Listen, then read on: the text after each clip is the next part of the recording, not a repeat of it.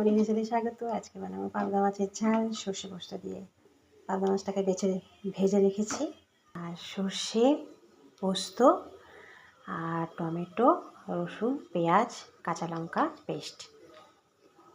সর্ষে পোস্তটাকে আগে পেস্ট করেছি, তারপরে এইগুলো আবার পেস্ট করব। কড়াই তেল গরম হয়ে গেছে, একটুখানি পেঁয়াজ ফোড়ন দিয়েছি। পেস্ট রেডি, এই পেস্টটা ঢেলে দেবো।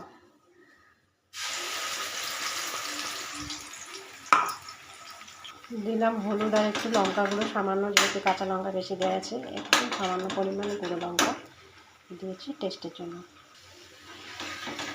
মশলাটা কষানো হয়ে গেছে, এবার জল ঢেলে দেবো।